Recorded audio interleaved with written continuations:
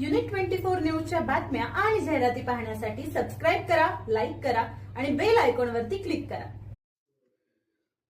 दौंडमध्ये शाश्वत शेतीसाठी महत्त्वपूर्ण पाऊल उचलण्यात आले आहे।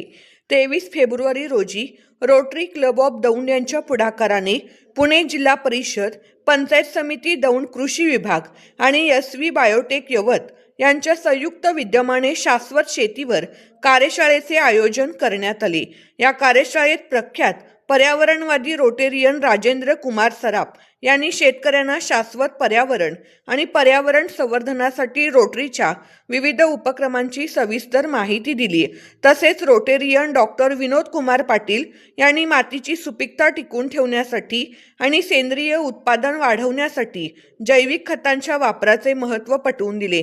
या कार्यशाळेत सुमारे 175 हून अधिक शेतकरी उपस्थित होते। शेतकऱ्यांनी उत्स्फूर्त प्रतिसाद देत या मार्गदर्शनाचा लाभ घेतला।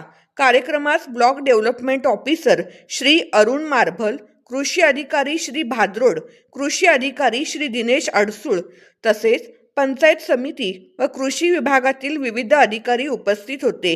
या कार्यक्रमाचे आयोजन रोटरी अध्यक्ष दीपक शासम, रोटरी सचिव प्रज्ञा राजोपाध्ये आणि रोटरी सेवा प्रकल्प संचालक सुषमा अडसूळ यांच्या मार्गदर्शनाखाली करण्यात आले।